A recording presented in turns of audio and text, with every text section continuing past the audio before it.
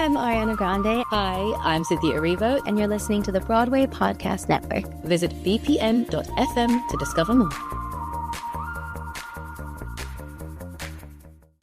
Hello, I'm Bobby Moynihan, and welcome to the Theater Podcast with Alan Seals.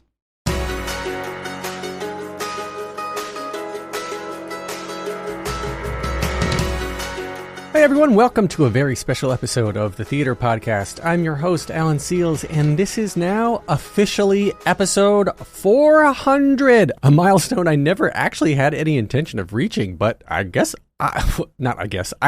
am so glad that I did. I have been podcasting for, almost 7 years now, and in that time, I've met so many incredible guests. I've heard a ton of unbelievable origin stories, gained a ton of valuable advice, but most importantly, have stumbled into a community of listeners and theater lovers so passionate about keeping this industry going and bringing arts to the masses. You are my people. I continue to thank you for listening, whether you've been here since the first episode with Ariana DeBose, or, you just drop by from time to listen to your favorite performer. Just thank you. Thank you for listening. I wouldn't keep going without your support, without you. So with that said, let's get on to this episode's guest, Bobby Moynihan. He is someone I've admired for a long time, not just for his 9 unforgettable seasons on Saturday Night Live, but for his warmth, his wit, and grounded insight into the world of comedy and beyond. And in this conversation, we go deep into his early days growing up in Eastchester, New York, and even to how, like, UCB, even with Amy Poehler, this was before she even joined SNL. He joined UCB with Amy Poehler and then made his own dream of joining SNL come true, which literally shaped his entire path. He shares some behind-the-scenes stories of SNL, of course, like being called into the 50th anniversary show 12 hours before taping, and opens up about the anxiety and the pressure and, the joy of life in sketch comedy. He's also a father. We talk about that, the evolution of comedy in the digital age, and his favorite lane of all now is voice acting, whether it's creating the animated series Lofi, writing his children's book Not All Sheep Are Boring, or just voice acting characters in movies like Inside Out 2 and If. Bobby just proves he won't stop stopping. So make sure to follow me on social media, leave a rating and a review on Apple or Spotify or wherever you're listening now. Get the video version of this episode on Patreon or Spotify. And now, everyone, please enjoy episode 400 with Bobby Moynihan. Here you go. 1, 2, 3.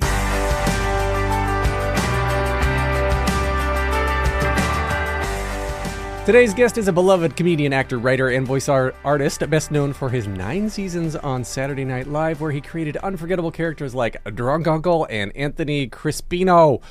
He's brought his comedic flair to everything from Girls to Documentary Now and Me, Myself, and I, and he's become a major voice in animation with roles in films like If and Inside Out 2, and shows like Pupstration, The Bravest Night, Lego Star Wars, Summer Camp Island, and Lofi, which he also created and wrote. He's even a published author, having co-created a children's book called Not All Sheep Are Boring, and I can commit not all sheep are boring in this book. Whether he's on screen, behind a mic, or in the writer's room, he's got such a blend of unique heart and hilarity to everything he touches. I love watching everything he does. Bobby Moynihan, welcome to the Theater Podcast. Thank you so much. I'm done after and hearing that. That's it. Your entire career. Thank you so much for having me.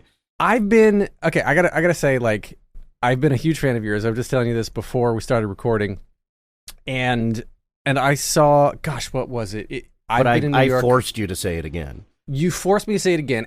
Okay, my arm, let go of my arm. There. Okay. Thank you. I moved to New York about 18 years ago, and one of the first things I ever did was become a regular at ASCAP shows at UCB. Yeah, same. And obvi. And so I would go back to see you and the rest of the crew, Chris Gethard and everybody else was so freaking funny. And then literally a year later, you show up on Saturday Night Live, if my timing's right. And I'm like, nobody deserves it more. So nobody that I've interacted with has deserved it more than you have. That's very sweet of you to say. I still can't believe it. Well, talk about how you got into where you are now. Like, let's back up to Little Bibby. Little Sure. Bibbidi Boo. Aww. And so you grew up in Eastchester, New York? Yeah, I grew up in Eastchester, New York, small little town. Yeah, it's adorable. It's still there. were you the class clown? Are you the introvert that like came out of your shell doing this sort of stand up? No, people in town, they didn't call me Bobby, they called me Watch Me. Because that's what I would say. I'd just say, watch me, and then do something crazy. But now I have an 8-year-old and a 2-year-old, and they do the exact same thing. Are they both exactly like that? I'm screwed. They're both funnier and stronger than I am. I have a 8 and a 10-year-old, and my 10-year-old takes after my wife, performance anxiety, introvert. My younger one just will walk in the room and just be like, I'm doing a walk. You gotta look at me now. Dad. I'm like, what? Is that how I am? I'm so sorry, rest of the world. I've been a performer my whole life, and I married a performer as well, Broadway performer, and our kids are not shy. Well, yeah, so you've been in the area this whole time, and I think you live in LA now. Yeah? I lived in New York my whole life. My first time not sleeping at home was orientation for college. I was very, very sheltered. I didn't go on a plane. My first time in a plane and a hotel room was with the UCB touring company. Really? Yeah, like in my 30s. I did not, my parents didn't travel. We did not vacation. They just worked. Wow.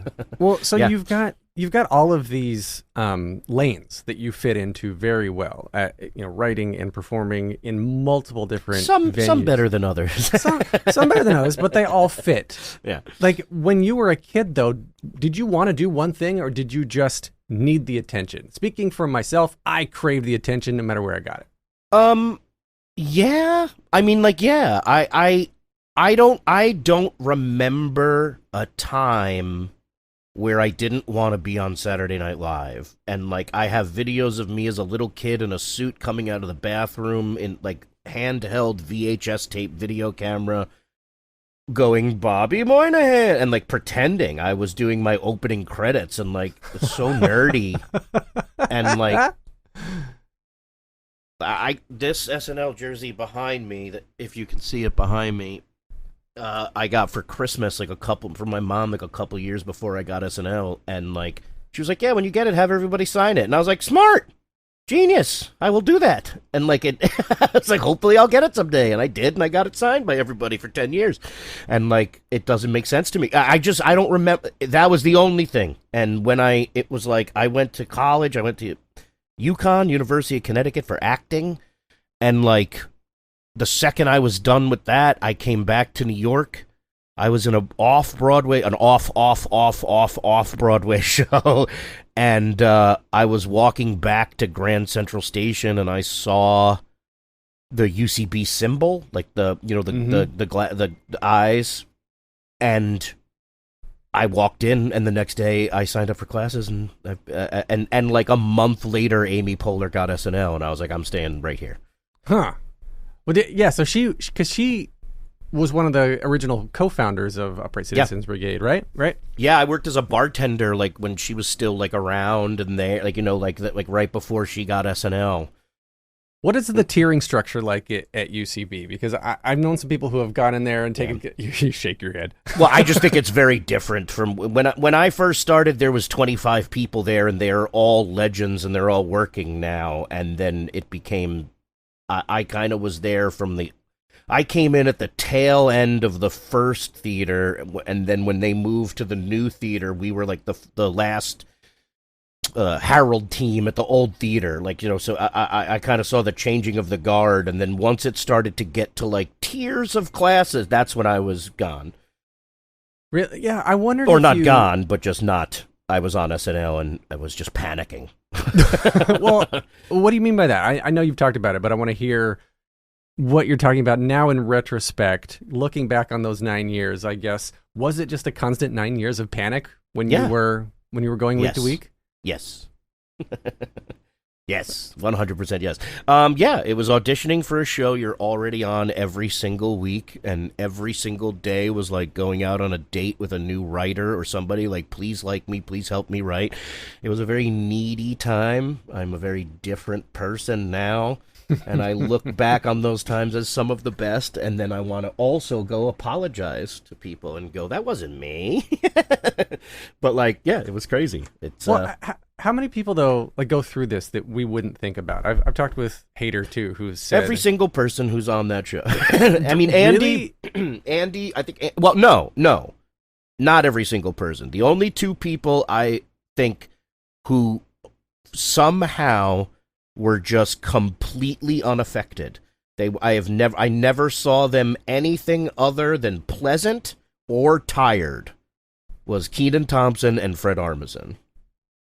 Why? In my time there.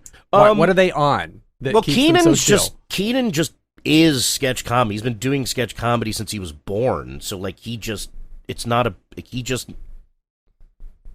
also a guy who's got a great set of parents and family. He's got a good he's got good family values, and he knew that didn't matter as much to Keenan. He was already famous when he got SNL, you know, like that, or not even that mattered, but like he had already lived a full entertainment life before he got to SNL. So he retired into SNL.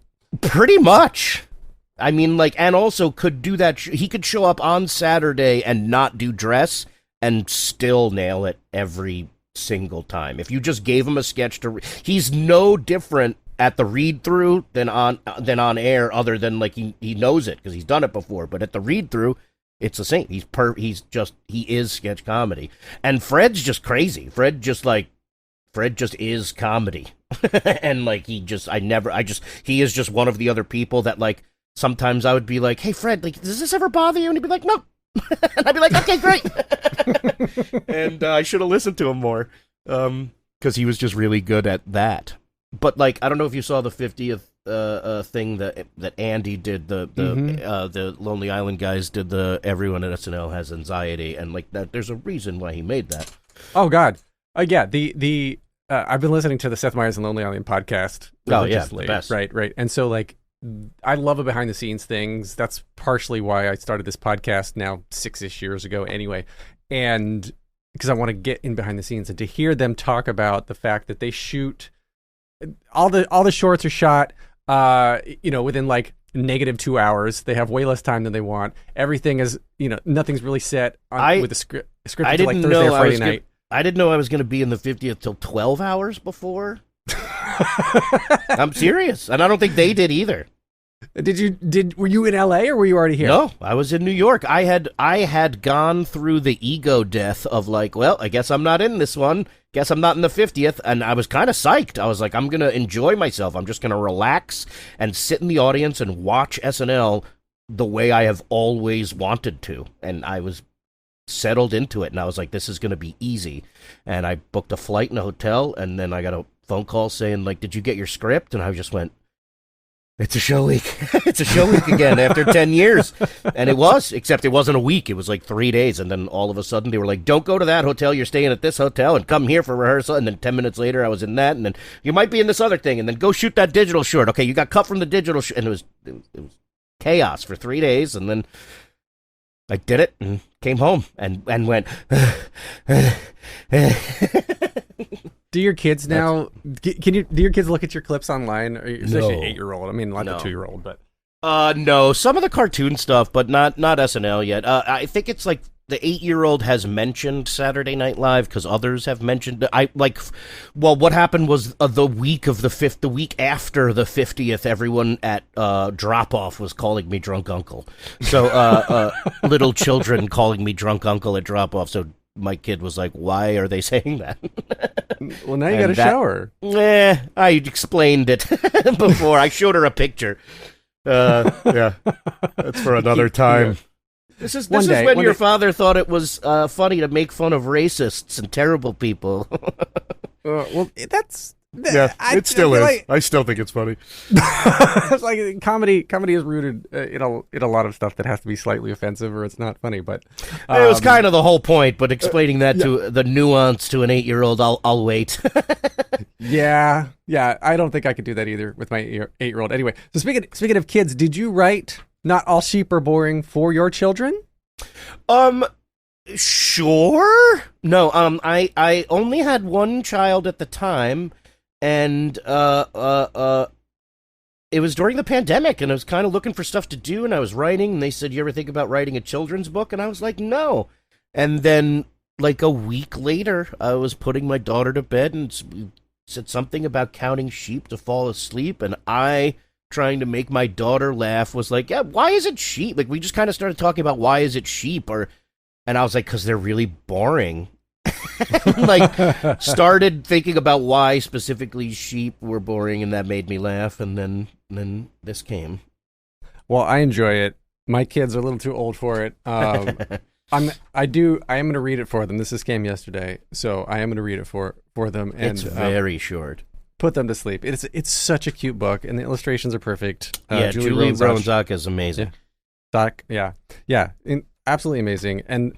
But with I guess with all the lanes that you were doing, back to my original question, I guess all the lanes that you are very good and partially good at. When you were a kid, all you want to do was SNL, but like, why then, after 9 years, leave that, and then, what took you to your next sort of path? I think probably just voicing animations. I mean, I don't think I realized that the only thing I wanted was SNL. I obviously did other things. I did like school plays. Like, I did other stuff. Like, I tried taking some stand-up courses and realized immediately that stand-up wasn't necessarily for me. And like, once I found improv, like, I went like this. Like, I like this. I like when 8 people can look at each other on stage afterwards and go, "Did we just do that? Like, did that all come together? Like, guys, nice work." Like, some of those nights were amazing, where we would do a show and it would all come together in the end, and we would just look at each other afterwards. Like, I knew what you were going to say before you said it. Like, that was the best. It was just finding those people, and then getting SNL was like, we all wanted it, and it was. We all auditioned, and I was sitting next to Donald Glover and Jordan Peele, and that's not lost on me. That it's all very different now when I think about it, because back then it was a blur, but now I go like, man, like, we were all just 15-year-old idiots, and now, like, everybody I knew was working, and like, some of them are just prolific artists and have made beautiful, beautiful things, and it's crazy. SNL 9 years. I left because I thought I had to. I would have been Keenan easily. I would go back now if they asked me. Like, no, really? Not with this body in mind. After doing the 50th, I don't think I could do it anymore. But like, yeah, at that time, if Lauren had been like, "Bobby, you're great. You don't have to." If he had just said, like, "Just leave whenever you want," I'd still be there now, easily. I loved it. I loved everything about it. I miss it. It was the idea of having an idea on a Monday and then doing it on Saturday, when the world's best people in their field help you with it. It was very fun, and and ever since then, nothing's been the same, and I'm miserable. No, it's great. No, everyth'ing's great. Live in my dungeon. Yeah. You have such a collection of, what is it, swag from every character you've voiced? Is that what's behind you? No, I wish. Well, in one of the cases. No, I just have a collecting problem. What do you collect the most back there? I see some like Boba Fett helmets up there. A lot of helmets. That's that right there is my Lego. My Jedi Bob. I played Jedi Bob, and they gave me one. I put that there. But like, I collect everything. I have too much. I collect. Holy cow! He is moving his camera to show other walls. This is insane. I'm moving it right now. There's a Muppets. Wow! Yeah, it's all the other Muppets are down there. Is anybody else allowed in there, or is that your? This your is the only space? room we stay in. No, the 8-year-old and the 2-year-old have. I'm shocked at how good they are in here. Yeah. Yeah, I guess they're like, we don't want to make Daddy mad. We've seen him. No. They just it's also like I enjoy collecting things. I do, but also they're just really responsible with it. I think maybe because they see me with it. I don't know. They're really good with it. Don't go anywhere. We're going to take a quick commercial break. All right, everyone. Now we're back. I was watching some of the behind the scenes of Lofi, and yes, America's favorite. America's favorite. I think it's so well written. But the characters in it, I mean, the voice actors are incredible, and you've worked with some of the most amazing people on the planet. So, looking back, is there anybody that you work with now or you have worked with that surprised you so much in a positive way of like, holy crap, this person is actually really amazing? Yeah, well, it's always that. It's the surprising ones. Like when I was at SNL, I have a very distinct memory of them of being like, "Who's hosting next week?" and them being like Adam Levine, and me being like, "Oh, I don't care about Adam Levine at all. Like, I'm not we'll figure something out. I'm taking that week off. If I don't get anything on that week, it's okay." And then like he was great. He was really nice. He was really kind and funny. And like I went like, "Oh, I'm a piece of shit," and like. He just had a great time, and he was really down to do anything, and that just kind of knocked me into like, don't, just because you may not know a lot about somebody yet doesn't mean that you can treat them a certain way. Bruno Mars showed up, and I was like, oh great, another musician, and he like knocked it out of it. It was like one of the funnest weeks we had there, just because he is a party. Yeah. His entire family, like I learned, like I was like, I'm gonna be closer with my family because of Bruno Mars. Like, really? Yeah, most of his family is in his band, and it was a party. It was a constant party with them. And even if it wasn't, like they would be like, hey, it's okay. Like everything's gonna be great. And I was like, maybe you're right. There was a lot of stuff like that, and then there was, the ones that sucked also, where you went like, oh, I can't wait to meet this person. Then you're like, oh no. Yeah, like Jost. He's probably he's the worst. I would say without exaggeration, and I mean this, maybe the most important person in my entire Saturday Night Live career, Colin Jost, easily. Just yeah, Colin, Seth. Like, there's a couple people like that just like the writers, the people who would write and perform. Well, I think Seth was kind of half like the dad that everyone wanted Lorne to be, I think, when he was there. Like, it was just like he would give advice and he was kind. But Colin for me was just like, I learned about writing, I learned about being a good person. His whole family too is absolutely wonderful. I did a movie with Colin called Staten Island Summer, and spent a summer in Staten Island barefoot at the pool that he like grew up at, with his mom and dad just hanging out, and they're wonderful. And I had like the best time of my life. I was a lifeguard for many, many years, so I was very, very comfortable in a pool complex, and it was one of the best summers of my life because I just watched Colin create this insane thing and kind of went like, oh, like I didn't think I could do this, and look at him, he's doing it. Like, and I just learned so much from him, and he was always so kind to me. We wrote The Drunk Uncles together. Anthony Crispino is somebody that went to his high school who I met at that pool, and I have a picture. Yeah, I have a picture with the real Anthony Crispino, who is nothing like the character; it's just the name. Yeah, and then like the reason I was in the 50th is Colin. I truly believe that. I feel like Colin helped a lot of people have an experience to remember for the rest of their lives during the 50th. I know that for me and Cecily doing that thing together with Colin on Update, like I don't think it could have gone more perfect, and I will forever be grateful to him for that. Well, then how did you get into like the voice animation and starting to get your own stuff picked up, your own, and diving into your own writing projects? I needed money. No, I'm just not. That's a good reason. No, very early on, very early on, a girl named Jackie Clark. She's a she was a UCB improviser. She's a hilarious writer, amazing performer in her own right. Very early on, like at UCB, like before anyone was really working, she got a job writing on a cartoon and was like, "Hey, do you want to do this?" And I was like, "What? Like, what are you talking about?" And like that was kind of like and like I did it and it aired and I was like, "Oh my God." Like I just it blew my mind.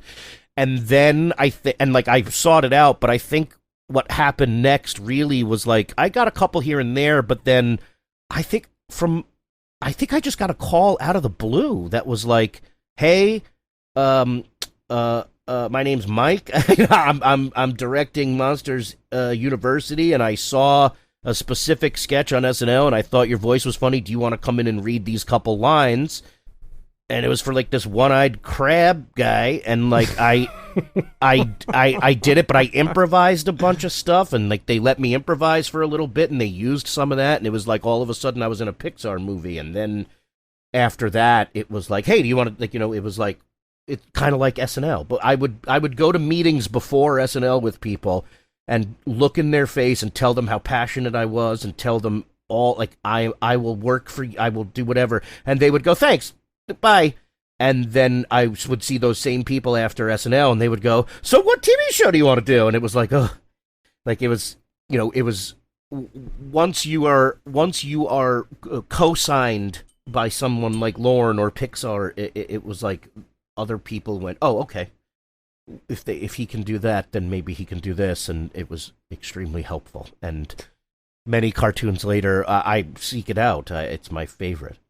The voice, the cartoon voice work is your favorite? Yeah? Yeah, if you told me I was never allowed to be on camera again and all I had to do was voice work, I think I would say thank you. You should like go back and pitch some animated shorts to SNL or something. Just like get back in there on the creative side. I think they got it under control.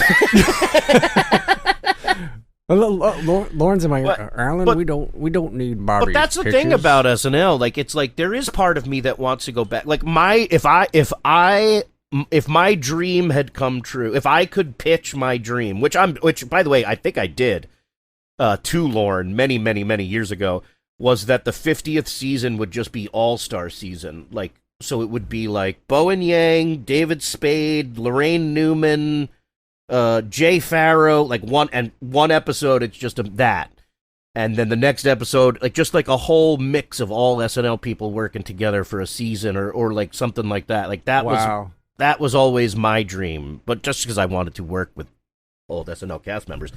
But like when you say that thing about the cartoon, like after the 50th, there is definitely part of me now that sees it as an adult who is not a child who wanted it so bad. And interesting. I see it now where I go like, no, that's for the new. That's for, you know, who should be making cartoons is these new kids, and they should, you know, I'll make cartoons and do something with them. But like, but if they called me to do anything, I would be there in a second.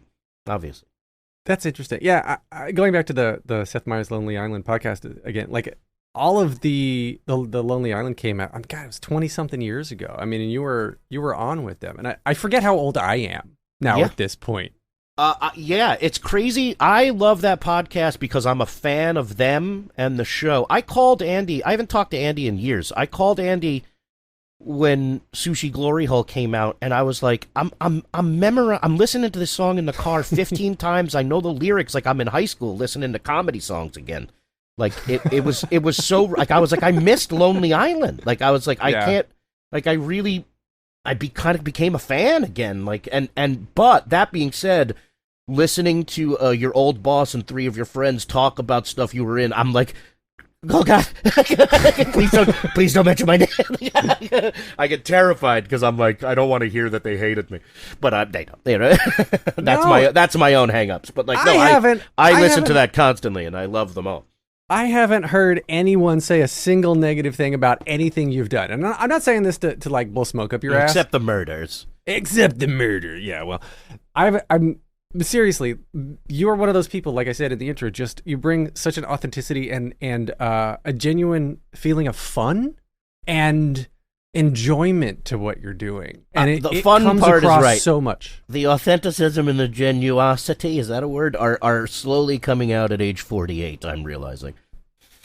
Well, then looking back now, if you were going to redo that chapter of your life, if Mad TV, SNL, any of these other sketch shows, right? Like if you're going to redo this, what would you want to go back and would you change anything about how you went through it? I mean, like, there's no, like, I mean, I wish I could have hit myself in the head with a bat and just said, enjoy it. Don't panic as much. The day I got the job was the day, like, you know, like anything after that was candy. You know what I mean? Like I have no, yes, I think about that more than I should. I think I would just try and be more genuine to myself, because I was lying to myself. I was terrified and just telling myself, like, you're okay, you're fine. And like, I wasn't, like, and maybe you know what I would do? I would just go to therapy. I would just go to therapy day one instead of waiting until after. I feel like SNL needs to have an on-site therapist. Oh, somebody at SNL, one of the producers at SNL told me once, like, you should go to a therapist. And I remember being, like, livid. And now I wish I could shake her hand and go, like, I was wrong, I'm sorry. But, yeah, because, like, I just didn't know. I was just scared and trying to do it on my own, and I shouldn't have. Well, okay, so you were scared on your own, needed attention as a child. What I'm trying to get at, let's see, what you were saying was when you listen to Seth and the Lonely Island guys talk, you don't want to hear your name. What is it? Are you constantly fighting that devil on your shoulder that's like, I'm still not good enough? Oh, sure, but also, like, there's part of me that knows... No, there is definitely a part of me that knows Lorne Michaels thinks I'm funny and Seth Meyers thinks I'm funny. And, like, I want to just cap it right there, if that makes sense. Does that make sense? Yes. Like, I love Andy. I love the Lonely Island guys. They don't have to think about me ever again. I'm fine with that. I guess, yeah. I was trying to be funny. I love listening to that, but it is crazy to hear people talk about, like, something you were in 20 years later when you wish you could have asked them at the time, or like they're going like, I don't remember what this happened, and I'm like, well, this is exactly what happened, like, you know, like, or I remember it because I couldn't believe I was and throw it on the ground, like some of those first couple digital shorts, like when I first got to SNL, like. I remember going into Andy's office and being like, what's this thing you're looking at? He goes, it's called YouTube. They just put our video on it. And, like, it was the first time I saw YouTube. And, like, I was like, what do you mean? Like, and it was like, yeah, we did you know how we had like, and all of a sudden it was on thing the next day. And it was like, when I first started, that was a thing. And, like, I remember a couple episodes into my first show, the makeup guys like Louie and Josh, who are Emmy Award winning, like, you know, whatever, freaking the fuck out because it was the first time the show was in HD and you could see the wig bald cap lines and the wig lines, and they were like, oh no, like they freaked out and they had to get better. They had to get better and figure out, and like there was a lot of, like, I came in at the beginning of a lot of stuff, and when I left, like, everyone, when I started there, had been there for 35, 40 years, pretty much. And by the time I left, me and Keenan were, like, the oldest people there. And it was shocking and strange and weird, and it was a very, very different place, and now it's completely different after the pandemic, and, like, it was, now I don't know what I was saying anymore. You're getting so old. What are we doing? Is this a podcast? Yeah, this is one of them. Who are you? This is one of them video talkie things. Yeah, no, I love the evolution that's come through, and like SNL and everything that you've created and been a part of shaped so much of the zeitgeist of my teens and my 20s and 30s, and now into my 40s. There's still like social media. Yeah, like everything. You know, you wanted to be on it. I don't know any actor who didn't want to be on it. You know, because everyone's like, oh, I want to do that. I think it's easy. I just show up and do some sketches. And then, like, No. the pressure. Was it easier to do improv at UCB or other places, or easier to do SNL? And I assume SNL was more tough because it was definitely easier scale. to show up at midnight with 9 of your friends while you were hammered and make dumb shit up and then leave afterwards and not get yelled at or hate yourself. Yeah, it was definitely easier to do improv. Talking about SNL, of course. Yeah, of course. Well, I also remember showing up at SNL and being like, you guys want to do improv or sleep in the studio? And they were like, we're tired. And I was like, okay. Well, what sketches, is there a sketch that you've had that you never got on that you were so passionate about, like that you've never been able to put on? Yeah, hundreds? I mean, yeah, there were definitely a couple. I mean, like, the one that comes to mind is a sketch I wrote for the Jane Lynch episode. It got on for the Jane Lynch episode to dress. It was called Party for Burl. Jane Lynch was my wife, and she was throwing me a surprise party. But it wasn't a birthday party. It was a party because I had finally reached my goal weight of 900 pounds. So they had built this body on a chair, and it was just like my head sticking out of it. And I just sat in the chair, but everyone else in the room and my wife was completely normal and going like, "Hey, Burl, are you excited?" And I never, the only thing I said, and I said it maybe 60 times in the sketch, I just went, "Yeah." So they'd be like, "You having a good time?" "Yeah." Do you want some more cake?" "Yeah." And that's all I did, and it was just that. And I thought it was the funniest thing in the world.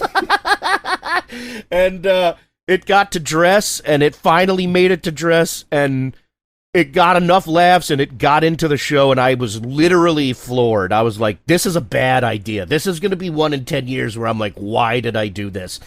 And then the only time this ever happened in my 9 years on the show, it was up on the board. It was the sketch right after Update, and I remember because that's my favorite spot to be in, because I feel like it's when people go like, okay, we're back, and I really enjoy that, or the last sketch of the night. And it was the first sketch after Update, and like notes were, Lauren's given the notes, and we're about to get notes on that sketch, and one of, I believe it was Jeff Blake, one of the interns, came over and just took the card off the wall and put another card on that said the Susie Orman Show, which had been cut. It was Kristen Wiig as Susie Orman. And Jane Lynch just looked at me and went like, Susie Orman's a friend. I want to do that one. And I was like, I'm going to murder Jane Lynch. And then Jane Lynch ended up doing a Broadway show with my wife many years later, and I still held a grudge. She's very kind and she's very nice, but I would always go like, hello, with gritted teeth. But if I saw her today, I would run away and not tell her that story. Well, now that it's politely recorded. Yeah, I've said it maybe on 10 podcasts. I'm sure she either knows or doesn't care. Jane Lynch, come on here. Yeah, I love you, Jane. You're a very talented yourself. lady. Is that a word? Rebuke? I don't know. I think I like Susie Orman less than I like. Jane Lynch. Yeah, I get it. I mean, who do you bring into now when you're looking for collaborative partners? Like when you're creating now, what type of person are you looking for? Now? Yeah. Kind and fast. SNL, that was like to be honest, that was a huge wake up call after like taking work after SNL. Like one of the first jobs I got after SNL, I was like a total asshole, because I was like, what is taking so long? Like I was like, we can, like, they were like this makeup. I was like, I've done this in a commercial break. Like it was like, it didn't matter, like we don't dilly dally, it's almost 11:30, the show's got, like, so it was like I was so used to working at such a insanely crazy breakneck pace at my tiredest and forced to perform at the highest level while being exhausted, that like other jobs like kind of were easy, and like I would get like, we got to take 6 hours to shoot this thing? Are you kidding me? We got it in the first take. Like, and or like I had to train myself to just not be at SNL anymore because it was so. Everyone who works at that place is at the top of their game. Do you see people behind the scenes just quietly crack? I mean, yeah. I'm sure there's like and in front of the scenes and during the scenes and yeah. I mean, crack emotionally, not crack laughter. Oh yeah, no, I knew what you meant. Yeah, both, yeah. Yeah, sometimes they're exactly the same. Because I've seen. I mean, you see people coming in, and there's like Reddit, the ultimate authority on all things internet and truth. I'm so glad that I missed that. I don't. Yeah. I mean, yeah, but it's there's an SNL subreddit that I follow, and everyone's posting sketches, and I think someone's posted a drunk uncle the other day. Like there's people's favorites who are just constantly rotating through, but there's gossip. There's all this gossip about like, well, this person came in, they're like, what happened to them? All of a sudden they're gone and nobody said anything, and they went straight from they're not featured, but they went straight to full-fledged cast member, and there's all this crap behind the scenes that I was like that for many, many years with SNL. Like before you joined. Oh yeah, and probably while I was on it, and still, yeah. I mean, I love the show, and I mean, it's. I don't know. I don't remember who said this, but maybe it was Lauren. Somebody likened it's like the Yankees, like especially in New York. Like it's like that's my team. I root for them. I want to know what's going on. Like it's like they're my guys. Like and it kind of people treat SNL the same way, but they're also like. When I go to New York, I haven't been back to New York. I love going to New York because a cab driver would just go, Moynihan! And I'm like, that's the best. Like, especially when I was on SNL. Or they would be like, Drunk Uncle, you suck! I got a rest in peace ass Dan in the middle of a crowd. I never saw the person's face, and it was the best thing that's ever happened to me. I like obscure references, and like that's all great. In New York, it's like they have ownership over SNL, and I haven't been on it for 10 years, so no one knows or cares now. It's like I know you're mine, but I respect your privacy, so I'm only gonna say hello once, and then you can go your own way. I had a man walk up to me and go, "Hey, tell Keenan he sucks," and I went, "No," and he went, "Fuck you." And I was like, all right. Yeah. No, fuck you, buddy. All right, so we're going to take a quick break for a few commercials. All right, everyone. Welcome back to the episode. Let's see. We're going to wrap up here with a little game called Plot in 60 Seconds. Got it. And it requires a little bit of musical theater knowledge, of popular musical theater. We talk so much about musical theater. I know. Well, of course. Now's your chance to shine. So you give me a number 1 through 17. I got a list of 17 popular musicals. That will mean that you pick a musical, and then you have to give me the plot to that musical in 60 seconds or less. 1 through 17 is rough. My lucky number is 19. That hurt me. I'm going to pick 8, though. It's one of the lost. I'll take 8. I'll take 8. It's one of the lost numbers. Yeah. I go lost numbers. 8. Ooh, I love Lost. You're a Lost fan. I know you're a Lost fan. Yeah. I have the those are all Lost props, and I have the fish biscuit machine from Lost in my garage. Did you work with Matthew Fox when he came to SNL? Were you there for that? No, I wish. No, no, I did play. I played Hurley though, and I'm good friends with Jorge. Oh man, such a cool dude. This is a great cast too. All this, right, David Lindelof. You listening to this? Oh, what is that? Woo! That's the fish biscuit machine in my garage. Fish biscuit methane. The fifth I donated to Cancer Gets Lost. It's a charity, the cancer charity that everyone's big Lost fans, and they had an auction, and I out of the kindness of my heart, I donated money to acquire Lost props. I get that. I would do that too. That and Battlestar Galactica. Those are two. Oh, interesting. I know nothing about it, weirdly enough. Ooh, dude, with not like a thing. The sci-fi world that you live in. I'm very specific. Not the original. The remake with James Edward Olmos. You got Edward James Almost. Almost got that right. Edward James almost got that right. You got to watch that version of it. The best. Yeah, I hear it's great. The best. That's right. Okay, so you gave me lucky number 8. Forgotten number 8. We're going to go with The Sound of Music. Go. 60 seconds remaining. The Sound of Music is a beautiful story of just a lot of white people, I feel like. to a great start. Yeah. Julie Andrews, the incomparable Julie Andrews as 45 seconds remaining. Maria Von Trapp? Someone Von Trapp? And there's a bunch of kids running around. I played one of the kids on Saturday Night Live. Don't remember the name, but their kids did something in a mountain. 30 seconds and they remaining. sing about it a lot. And then a man? Is it Dick Van Dyke or is that? No, that's Mary Poppins. I was in a Mary Poppins sketch too, and I screwed that up. Bill was Dick Van Dyke.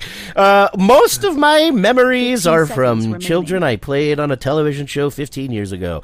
Sound of Music. The hills are alive with the sound of music. She's spinning around on a hill, and then everyone dies. 5, The 4, end. 3, Womp womp. All right. 1. I probably wouldn't invest in that one, but I'll give you. I disagree.